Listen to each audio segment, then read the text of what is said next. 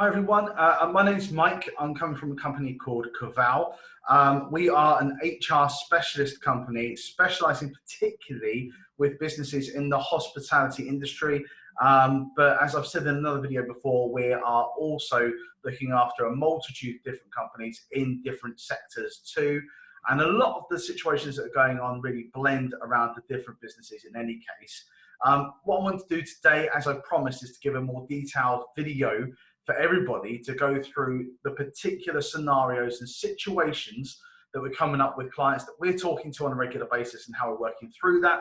So help you come up with the strategy that could best apply to your business. Guys, I'm doing this on the rough, so you will see me occasionally look down at my pad with all my notes in, because I want to make sure that I'm not missing any information out for everybody. So if I do that, I'm sorry, there's not going to be any amazing Hollywood kind of edit to this video for everybody. It's literally going to be quick, and it's going to be to the point and detailed. I'm also going to put into the bottom, into the description, the time frames as to when we discuss different parts of those points. So if you feel that's more relevant to you, you can skip ahead. If you want to go back to a particular section because you feel you've missed it and you want to re-go over that, you then know where to go back to. You're not wasting too much time going through everything constantly. So try and give you a bit more help there. So guys, what I'm going to do is kind of go through in a bit more detail what we're looking at, the strategies that are available to you and what you can do and how you can manage your staff in your business to help get you through this current crisis that the world is currently going through. So what I want to do quite quickly is just go through something that we're telling everybody in the first instance. And it's a very difficult one. There is no perfect answer to any of this. It doesn't exist. There is no perfect solution, one size fit all, that's going to help your business and your staff. So somewhere down the road with this, you're going to have to make some difficult, stark decisions. There's no way around that, and I don't want to sugarcoat this in any way. These are hard decisions that are going to have hard impacts on you as a business, and unfortunately are going to have hard impacts on your staff potentially too. But the focus of this has to be two things. One is, whilst we are in the midst of the biggest crisis that we've had in our time, I would say, around this particular area of things, whilst we're in the midst of that right now, we know it's not going to be forever. So when this is here right now, managing it is difficult. You want to remember you're going to have a tomorrow. And when tomorrow comes, you're hoping to have a business, and you're hoping to open up and serve customers, whatever your industry you're in. You're going to need staff to do that, because we've always said there's two real key components to businesses, and that's revenues and people.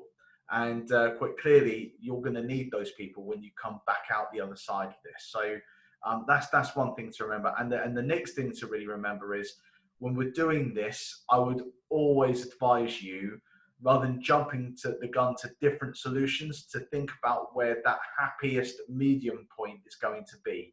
It's finding the amicable middle ground for both you as a business and your staff as employees that's going to help everybody the best that it can. Bearing in mind what I said initially, there are going to be stark choices here, and there is no perfect solution that's going to make everybody happy. The most likely solution is it's going to make everybody unhappy, unfortunately, but it's the variety of how unhappy people are going to be, both you and your staff. And that's just being realistic and open and honest. I don't want people to think that we're waving around a magic wand here that you can apply in your business. So just to bear that in mind. So with that done, what I'm going to do is I'm going to go to the whiteboard, and we're really going to look at going through some of the different avenues that you can explore in your business right now to help you and to help your teams, your staff. I'm just going to blow that up a bit and move me across a bit more to get this a little bit better. So like I said, you are going to see me looking down at my book. I want to make sure I'm not missing any details from my notes. You're going to see me looking down at my keyboard. I am not a whiz at typing. You may even see some spelling mistakes, and there's gold points for spotting those. Congratulations if you do. There'll be plenty, I'm sure. But I really just want to get this out there. I really want to give people information as quickly as I can, because this is changing on a daily basis. We've waited until now to do it today, because we were waiting on the Prime Minister's update, which he's just in the midst of doing and finishing. So obviously I want to go through some of these points now for you so we can really kick on. So what we're going to look at is a number of different options, like I said, but before we can get through to those options to see what best suits your business in terms of a strategy moving forward, there's really two or three couple of questions we really need to ask, which we're asking all of our clients. The first things we ask are around this, so we can ascertain what is the best option for them right now. And bearing in mind, whilst you answer in one way today for this question, you may answer it in a different way next week, and the government may enforce things like a lockdown, which will mean you will be forced to answer these questions in a much different way. So what I would say is if you're watching this video for the first time, watch it the whole way through, find the option that most applies to you at the moment, take that option and take your notes based on that. But consider what happens, what if? That question, what if this scenario happens? What if this happens, and how does that change? Now, of course, we're going to come back. I'm going to come back and do more videos as that changes, so we can update this. But obviously, I would recommend watching the whole way through first. So the first questions that we're asking people is really, A, are you looking to stay open? So, whether you're a hospitality client, which obviously is the main focus that we're focusing on here, or you're in manufacturing, it's a very key question to ask, are you looking to stay open right now? Because if you are, then you need to know what are the options available to me as a business, and what are the options and what are the impacts of that on my staff. So that's the first one. Or B is, are you considering, I'm going to correct that, considering partial opening. So obviously one of the key things around this that makes this different to the full opening is you may be looking to open just to do the bare bones basics to keep the business ticking over, paying bills, checking the fridges, checking the produce, all those different bits and pieces. Or you may be looking to open, but on a shortened period of time, or doing different activities. So one of the classic examples right now within the hospitality sector is, quite clearly people thinking on their feet, using their entrepreneurial kind of mindset and going, well, people can't come to me, they can't sit in my restaurant right now, I'm going to go to them, and we're going to start looking to do deliveries. That's a common thing, but that means you might be doing a partial opening, so you might not need all your baristas, or you might not need all your waiting staff. You might need more of your back office staff, or you might need to transfer your baristas or waiters perhaps to be able to do deliveries, making sure everybody stays safe at the same time. But obviously that may be one of your options, is looking at a partial opening. And then C, realistically, you can see this coming, is are you considering closure? And by that, what I mean is this is the only other alternative really that's open to people. If you're not opening and you're not partially opening, you're closing. And the reason I said at the very beginning, you really want to kind of see which is the right answer for you right now. It may change at a later date. So, I mean, for example, you may close, but as you start to come back, you might go through a partial reopening before full opening. You might be full open right now, but the government may induce a lockdown, and then you're going straight into a closure. So obviously you want to bear that in mind as to where we are, and just think about that to a degree. If you are looking to close, these are the other outcomes that you have. Each one you'll start to narrow down your options as to what you can apply to your staff as you start to move forward through this. And then realistically, regardless of how you answer that question, the next step that we take through with our clients at the moment in time is then asking them, what kind of contracts are your people on? So, after this, we ask, what contracts are your people on. And really, to that, you've got a couple of options. So number one is full/part-time. Number two is what we call 0 hours. You can also call them, casuals. But either way, these people are classified as workers. So ultimately, that's what we're going to call them, is workers. These are realistically the biggest kind of functions. Obviously, other people will be screaming right now. You could have people on all sorts of different terms and conditions around turn time only, etc., etc. And I get that. But at the moment, primarily, we're looking at these. If you've got people that are on, annualized hours or turn time only contracts, they're going to fall into being an employee. And that's my key differentiator here, because you may have a blend of these different contracts. You might have more of one and less of another. But either way, how you deal with each of these individually is going to differ. So some of the parameters as to how you would deal with your workers will be different to how you deal with your full and part-time staff. But ultimately, the key fact that why I bring this up is if you have no written contract, then that makes this process slightly, not impossible, but slightly more complicated. And one of the things that we're finding, which we knew about before this crisis ever hit, is there are a lot of employers out there, specifically talking to those in the hospitality trade right now, that have no written contracts whatsoever. So, so what happens in that scenario, just quickly before we go into any other detail? So if you have no contracts in writing, what happens? So in short, what happens is you still have a contract. So the fact that somebody's come to work for you and you are paying them signifies that it's implied that people have accepted that contract and there is a contract formed between all parties there. So that's the key thing. Not having anything in writing, the problem with that, the biggest problem with that right now that's kind of magnified is you have nothing to confirm what the terms are of that agreement. So you may have been hearing in the press or by me or online, all these different things around layoffs, short-term working. If you don't have those within your terms and conditions, then you can't apply those at the moment in time. I'll come on to that in a minute, so I'm not going to get too much into detail.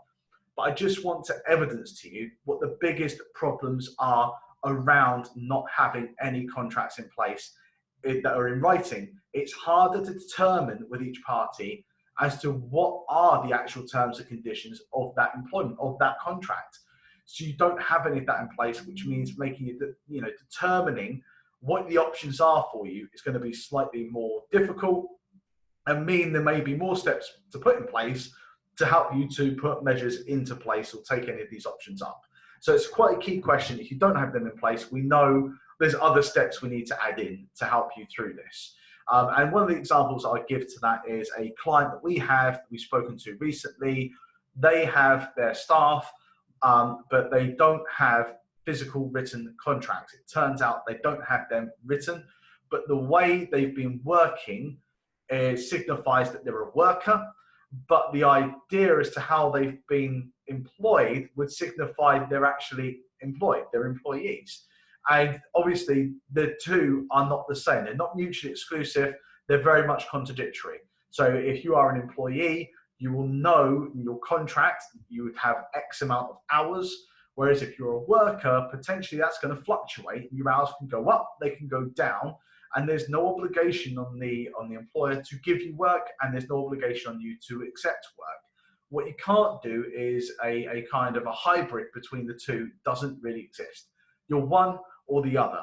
And with this client, just as a brief story for you, they found out they are kind of acting in a hybrid, which makes things slightly more complicated because when you come to things like working out people's annual leave, when you come to working out the layoff situation, SSP, all of these things, you're really having to look at what's called standard and practice, which is looking at what is the average. of what someone's been doing, and that would be the standard and practice of what they should be entitled to, which is just, obviously, if you apply that to a larger number of staff, it becomes quite a complex process to work your way through to find out what people are entitled to and what options you want to take.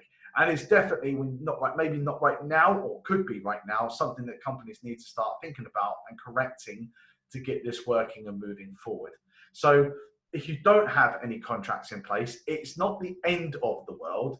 It does make the process for you a little bit longer and slightly more complicated, and it's not ideal. So that would be the first thing that I would say to everybody.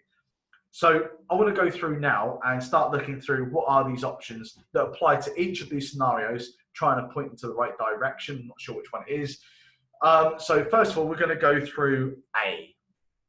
So on this, we're going to say you're looking to stay open.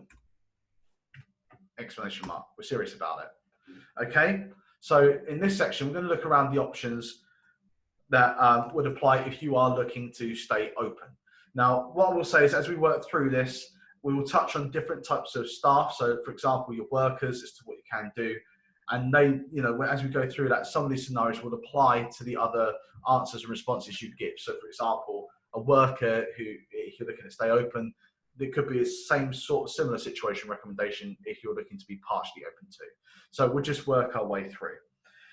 So option 1, in this case, we're looking at initially your workers. Sorry, I just want to correct that, a bit pedantic. So in terms of what we have will be, a greatly reduced level of customers. We know that already. You are getting reduced numbers of customers coming through the door. So if you are staying open, you will not have the same requirement for the same level of staffing that you are currently employing. That's a big point. It means that realistically, you need to see how you can reduce that for a period of time, because there is no necessity to have all the bodies in your restaurant or in your business at that moment in time because of the reduced work and the reduced custom. So therefore, like I said, we're going to kick on to really looking at your 0 hours staff first, your workers first on this. And with your workers, so we'll get that put in there. So with your workers, really, you have a couple of options. So the first one is just look at if you have a business that's primarily built on people being workers coming to work in your business, and their hours will change, like I said before, and they've got the ability to refuse, and you don't have to give them work, etc., etc. If that's the primary source of the people in your business, then you've got more flexibility to say, we're only going to give you X amount of hours, okay? So you can reduce the amount of hours that you are giving out to your workers. So that's the first point. So reduction of hours available to your workers. So if they are the primary people in your business, you can reduce the amount of hours they work. That's the first one. But what if the primary people in your business are actually employees? What if it's a half and half situation? And for that situation, then really the axe is easier and quicker to fall on the people who are workers. Again, I know a lot of this is going to sound horrible to people as they're listening to this, and they will say this is wrong and doesn't feel right. I'm not getting into the politics of it in any way. I'm literally looking at how best to help the business and the operators to do the best thing by all of their people, both workers and staff. And at the end of the day, this is one of the options. I'm looking at all of the options for you. And if you do primarily have, employees in your business, or at least it's half and half, or you have the majority of it is employees, then the axe is going to be much quicker to fall on those that are workers, in the sense that you will have the option of 1, reducing or not providing any work to your workers throughout this crisis. So that's the first one. And the second one really is, look, guys, you know, if you have workers, again, depending on their contracts as well, just bear that in mind, it could be a case that you just say, we think we're going to be closed for a couple of months and we're not going to be providing any work. And we would love for you, when we come out the other side, to come back to us and to start working again as we build work back up. But for the meantime, it seems unnecessary to keep you on the end of a rope in case we do give you any hours, as that's unlikely because we're going down to what we call our skeleton crew, our skeleton staff. So what you may do is terminate these contracts. And I told you there's going to be some hard choices here. So terminate these contracts because there is unlikely to be any shifts available in the immediate future. So that's one of the harsh options we're getting onto straight away, is that ultimately means people's income, their form of work that they've been doing, ceasing pretty quick. And straight away, if that is the case, obviously the recommendation there is for them to go and make immediate contact as to what benefits they can find that would be entitled to. That's either through looking at the universal tax credits, and also there are other great websites like Entitled To that we recommend people go to try and see what they can get in their entitlements, their benefits. So that would be the next step that I'd recommend both of these categories to go and do, because if you're providing work to your workers but it's reduced hours, what impact does that have on benefits they're already receiving or may need to receive? And if they're losing their workers' contract because it's been terminated, what benefits are available to them? So it would work for both cases there. And then obviously the caveat around that with your workers. So there are a couple of caveats I just want to put around this. Again, excuse me because I'm looking down at my notes, but if you've been using workers and their contract is as a 0-hour worker, but you've been using them predominantly, most of the time you've been giving them the same amount of hours, every single week. So, for example, you've been giving all your workers the standard amount of hours every single week for a period of time, then it could be implied that there's a form of standard and practice in place there. And in actual fact, is that person a worker because realistically they're getting consistent hours, or are they an employee, i.e. part-time, for example? And there could be arguments on that. So let's have a look at these bits. So things to think about. I'm sorry, guys, you're going to get very used to the top of my head here. But at the end of the day, there are things to think about. And we'll look at, for example, standard and practice. Have workers been receiving, I always get this the wrong way around, I'm sorry if I do, receiving regular hours of the same amount for a reasonable period of time?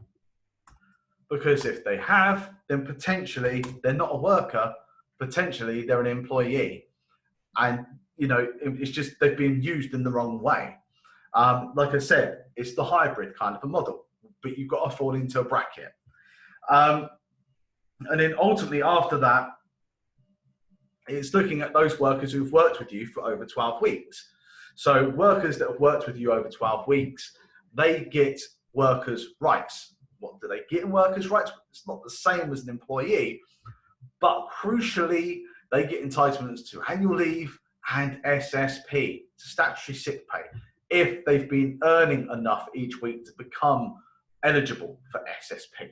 So, workers' rights when working with the company for 12 or more weeks.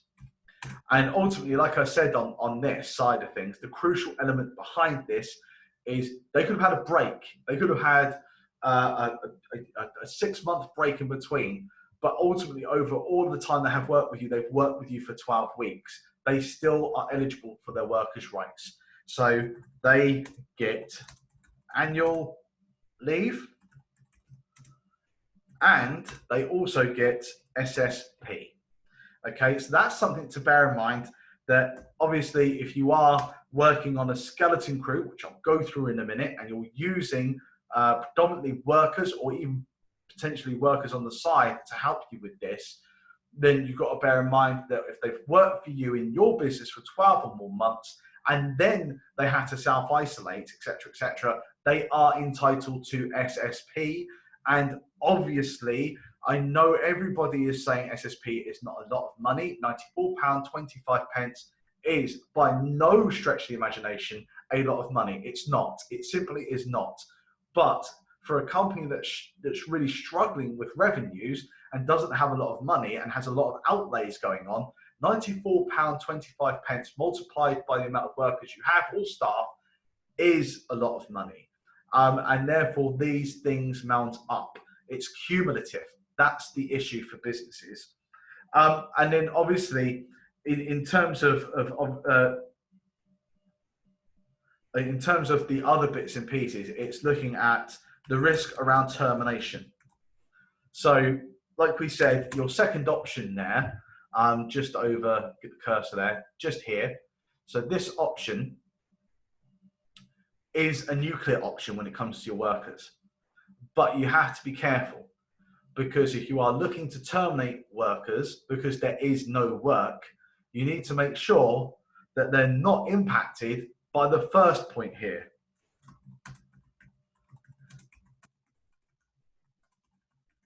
And that first point is this one. Lost the cursor again. But this point is here. Make sure they don't have the standard practice, because the way you would terminate potentially your workers in terms of notice, etc., is vastly different to the way that you would potentially look to dismiss someone who's an employee. So bear that in mind. If you are terminating people as a worker, but they fall into that first category, you need to revisit that, because it won't wash with this particular scenario. Okay, so those are the things to consider when you're looking at your as and when, 0 hours, casual workers, whatever you want to call them, when you're looking at your workers within this process. So then we get on to the next, the actual option. So what the scenario is. So the strategy. So the strategy here is quite clearly, it's very simple. It's working on skeletal, so sorry about the spelling here, guys, skeletal crews. So what we mean by a skeletal crew is a lean model. So you're going to be working on a very lean model, and probably working, if you're staying open, on one that works around rotation. So it's a lean model and works around the rotation of your staff / workers. Okay. And in this process, what we mean by that is you would be looking at one, the basic number / ratio of staff required to run the business and keep it open. Okay, that's the first step. The next step is obviously, say for example, you have 16 staff in your restaurant. You think you need 6 to be able to keep your business open to the public to the extent that people are coming in, and to keep the business functional. In which case, what you'd be looking at in this scenario is having potentially 6 people coming in to do that. And the rest, what happens to the other 10? The other 10 would be using a proportion of annual leave.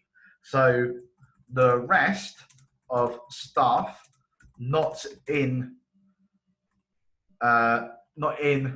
the current crew would be on annual leave. remembering annual leave is paid.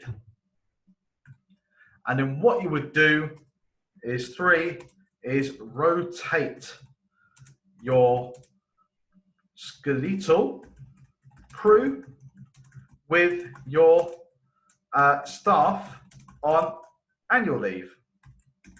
Okay, so what that means is if you have somebody on a shift today, sorry, say tomorrow, you have people on your shift tomorrow, well then when you open back up on Saturday or even on Monday, you may have 6 other people that have been on leave on Friday that would come in and do that, and the 6 that were in on Friday are then on leave. So you're constantly rotating your staff and keeping a lean model, and those that are not at work would be on annual leave, and obviously those that are at work would be getting paid their basic pay. Now, obviously, like I said, people on annual leave are paid. And if you remember at the very beginning, we're looking at the happiest middle ground that we can find with people. And this enables people to come to work. You're not putting too many people at risk at any one time with the crisis that we're going through. And equally, people aren't on no pay or SSP, which is really, really crippling. So you're getting a balance. And also, most fundamental here is you're not rushing in to using and exhausting people's whole annual leave year, availability of annual leave, in the space of a month. And that would be the worst case scenario, because if people had to go, you had to make redundancies, then they had to pay back proportions of their leave that they've overtaken. And equally, like we said, this is today. Tomorrow will be a new day. And when coronavirus crisis is not here, you'll be looking to function. If people have used all their annual leave, but still have the majority of their leave year to go, it's going to be really difficult for people to work through that. You're more likely to get a lot of sickness absence or unpaid leave coming down the road.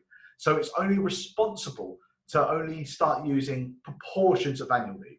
So these are, as you can already see, these are short-term solutions to try and drag out, kind of as Boris has been saying around, that curve, the hat that he's trying to keep that balance down on. You're trying to do the same with your staff by trying to give them as much as you can, keep things running as much as you can for as long as you can, and then work your way through these phases and reduce that impact on your staff, and hopefully reduce that impact on your business.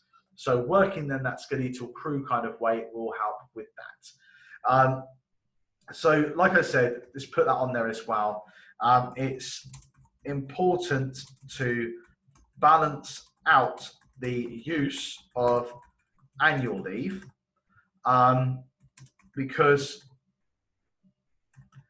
it's not responsible to allow individuals to exhaust their leave in 1 month when there's the rest of the year to go. Okay, so that's one really key component there. You've got to be careful of that. Balance everything. Middle ground, balance is the best place that we need to really shoot for. Okay, so then what we're going to do is we're going to look now at this second option here about, are you considering a partial opening? So we've looked here around a strategy right now for what happens if you're looking at staying open, but you need to work on a leaner model and how that impacts on different types of workers versus employees. So now we want to look at a different option. So option 2 is really looking at now what happens if we're doing a partial opening. So in this, what we're going to say is, let's have a look. We're going to say you're staying partially open. Now, the key difference here between the two situations here, the two scenarios, is with the first one, you're hoping to still get some business come in. So it's not just about ticking the business over, it's about serving the customers that are coming in or doing the food deliveries, whichever the case may be. You've got some kind of business that's happening there with clients. The second option is really looking at, you're not anymore. You're not quite closed, but you need to keep some functionality. So maybe you've closed all your, like take McDonald's, you've closed all the front of house stuff. People can't come and sit in. The best they can do is come through to get a takeaway, or they can get a delivery made to their home. If you're working in the same sort of parameters, that's a partial opening. And in which case, you're going to need the very bare bones to be able to do that. And if you're not in the restaurant industry, quite frankly, you'd need even barer bones to be able to make sure you're ticking over. That's making sure, you know, your accounts are in order, invoices are going out. That's important. You want to make sure that people are getting paid. That's important. You want to make sure that obviously communication is still going out to your staff. And I'll come on to that in a minute, because that is equally vital at this moment in time. So the bare bones, bare bones, can't stress that enough, is in this scenario. And what this means is you'll be selecting those key roles, not people necessarily, although it could be, but you're looking at those key roles that people are in that you need absolutely to be there to help the continued running. So the first thing about this strategy is you're now looking for the key roles, okay, the key roles that will help and support the business to keep running partially, okay, things ticking over. So the first step, sorry, fat fingers, the first step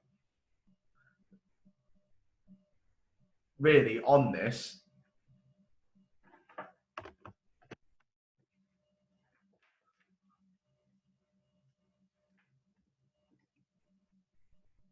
sorry, I just want to make sure I've got the microphones off there.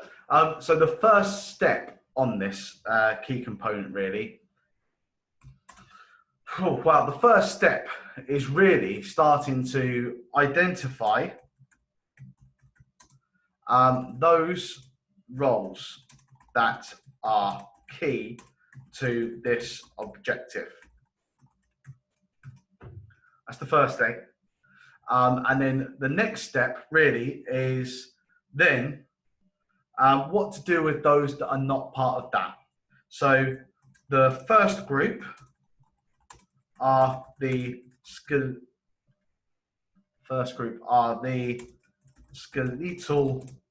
crew. The secondary group are on annual leave.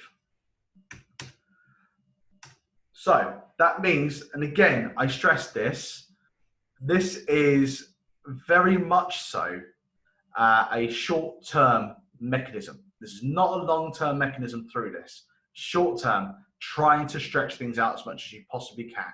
So if you imagine, you might start off in option 1, then do a partial close and come down to option 2.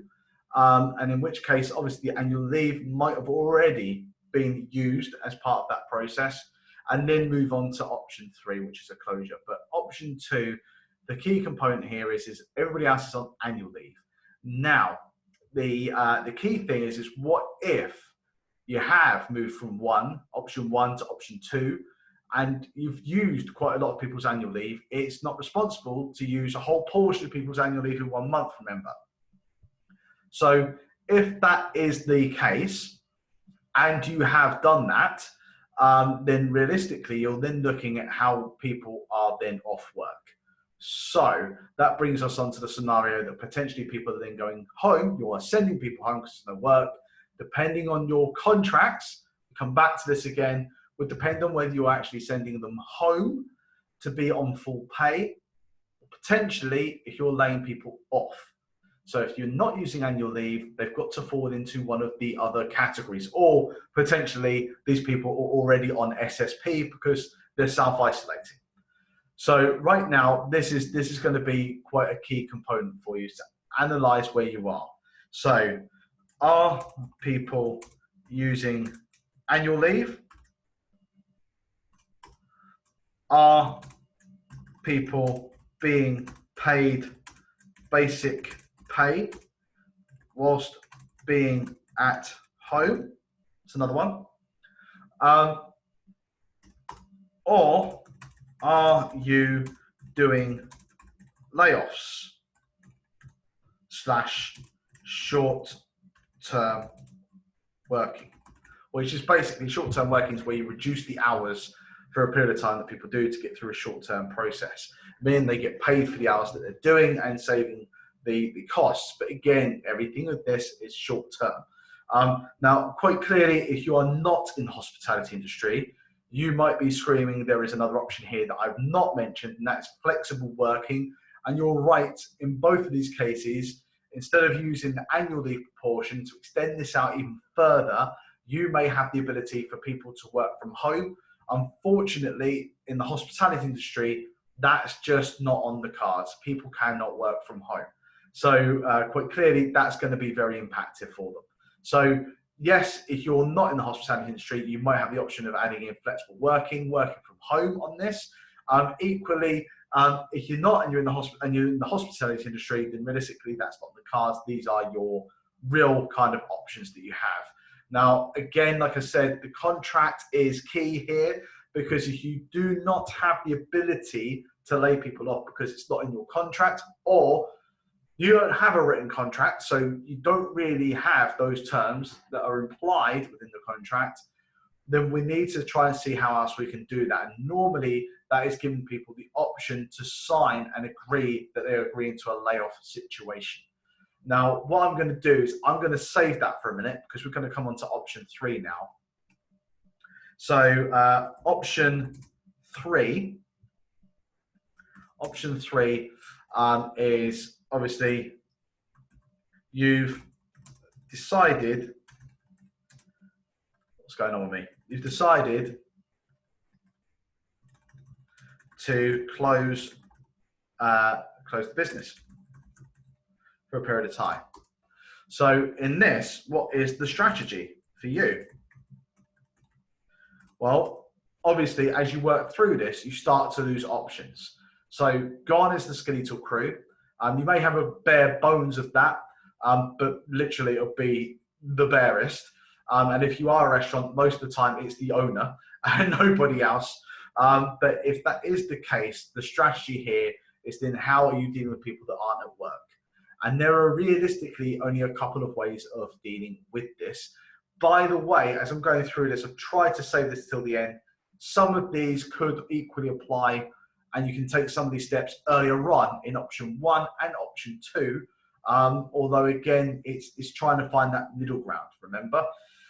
So the strategy here is looking at layoffs / short-term working. The other option is looking at compulsory redundancy, which don't forget you should consult on. And the third option is what we call IVR, which is incentivized voluntary. Check how I've done there. Awful. Voluntary redundancy. Okay. And these are very, very stark options. So again, you know, it's very difficult. It's very difficult for business. It's very difficult for people. So obviously, if you do not have layoffs and short-term working in your contracts, or you don't have written contracts that express terms, then your first option is to try and get staff to sign up to agree to these terms. So you can write to the staff, ask them to agree to being able to be put on a layoff or short-term working. And then if you close, you would put them onto a layoff. Now, the key here around layoffs, and this is bringing it into reality, is what do people get paid on a layoff? People get paid this, £29 per day, for 5 days over any 3-month period. So in total, that means over the course of 3 months, they can get just £145. And that's a real stark reality. And likewise, what we're telling everybody is as soon as you get to this point and your staff are getting to that point, you're having to entertain layoffs. Yes, the person's job is secure, technically, in that scenario, in the current crisis. But it's not a lot of money at all, is it, guys? And I think the key focus here is that people need to be seeking what support they can get from the government as soon as this measure comes in to try and help them to get through this crisis. So they have to be able to know where they stand. Communication is key, because as soon as they know where they are with this, as horrible and as nasty as it is, it enables them then to take the next steps in their life that they have to take. So a layoff situation is nuclear, it's harsh, but in some cases it may well be necessary at some point. And likewise, what I would say is if you're getting to the situation where you are having to write to people and ask them if they can accept a layoff situation and they're not agreeing to that, then potentially you need to do this process as part of a small consultation, depending on how many people you're dealing with, in which case you would be looking to say, well, if you can't sign up to the layoff, I can't afford to keep you on full pay for all of this period of time. So what I may have to do is look at a compulsory redundancy. And the problem with compulsory redundancy, for everybody really, including you,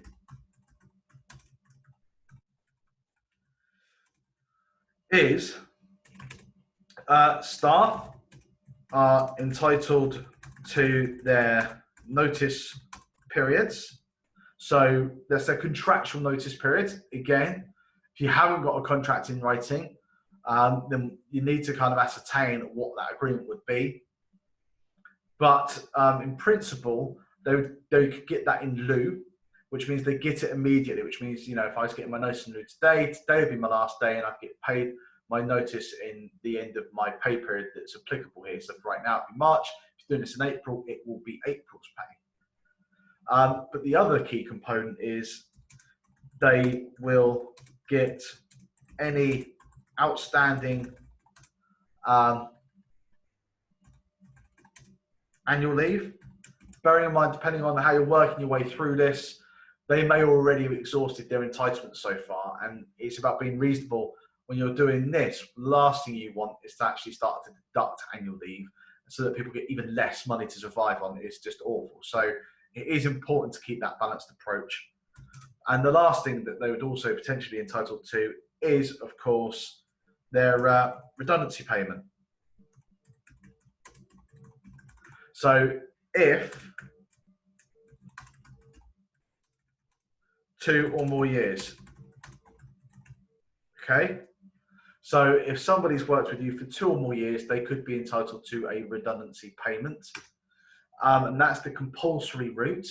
Again, it's not a cheap route. I'm not trying to say that, but ultimately, if you're going to be closed, let's just take worst case scenarios, for example, for 12 weeks, it may be cheaper to pay a redundancy fee than to keep people at home on full pay. So that's the key component here. And like I did say at the onset, there is no perfect solution here. And some of these options are stark for both the business and the people.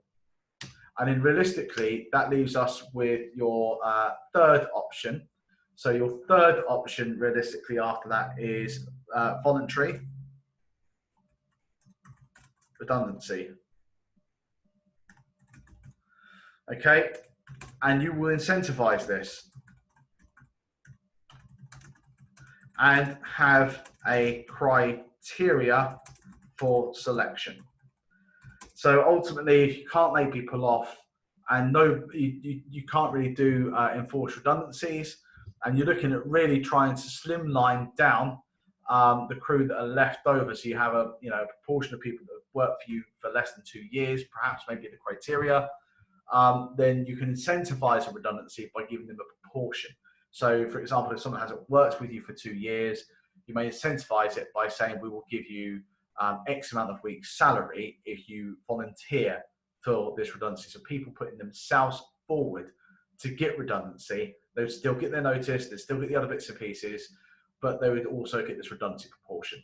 Now, the key thing around redundancy is all redundancies,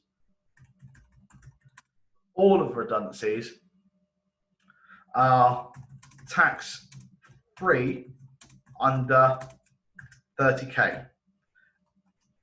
Okay, and I would probably advise it's probably unlikely you're going to be making redundancies for people who are going to be over the 30K threshold there.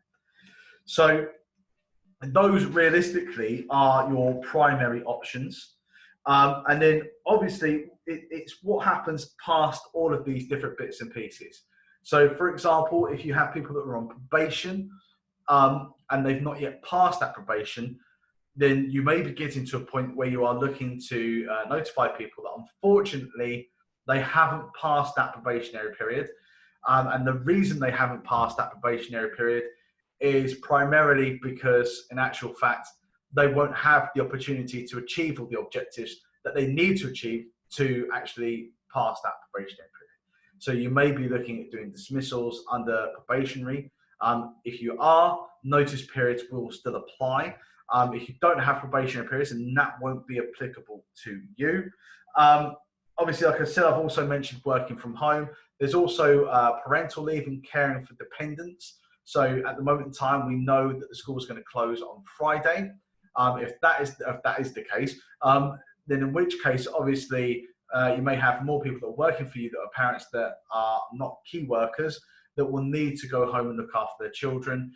That is not always on paid leave. So you may need to look at that. If they're off caring for their children, then it may be unpaid.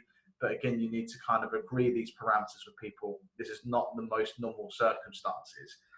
And of course, I've mentioned universal credits as well for people. The other thing is we are very much working with partners around this. So accountants and other businesses to try and help you with what's happening with your tax and how you calculate these different bits and pieces when the SSP stuff kicks in with HMRC, and also how you actually apply for your loans, how you apply for the grants and all these different bits and pieces. We are working with partners to try and help and recommend that and help as many of you as we possibly can through this time. Guys, I've tried to be as thorough and depth on this as I possibly can. I might be running out of time to do everything I promised at the onset about putting in the time parameters. I'm sorry if you got to the end and realized that, but I'm literally trying to push this to get this out to people as quickly as I can. So this is where we are. If there's any questions whatsoever on this, then you can contact me on, here we go, info@cavalhr.co.uk. What we are doing right now is we're looking to book in slots for people to talk through these issues. As you can imagine, it's very busy right now. And we are looking to help as many as we can. The primary focus here is, and the focus is on helping people with these solutions. We want to give people the ideas as to what they can do and the strategies they can come up with for their business. And if you do that yourself, that is great, that's fantastic. If you need more help, you need help writing letters, drafting different information for your workers, and time spent on this and building your strategy, you can come forward to us. At the moment in time, given the crisis that we're in, we are not looking to make profit from this, but we do need to cover our own hours on this. So there will be some charges that will be applicable, and I'm just being honest about that, but it is not about trying to make money out of the situation. It's just, at the end of the day, we need to make a charge for the time that we are giving, and literally that is it, that we'd be giving on that. So this is where we are. I will try as my best to do regular updates for everybody as and when we can. I want to do it daily. I can't guarantee it will be daily, but any changes which we think may come next week around this in terms of how we can help, and the government's going to help and support people in jobs, obviously we will be back on here and making another video. So guys, take care, stay safe, be well and look after everybody. And we'll see you soon. Take care.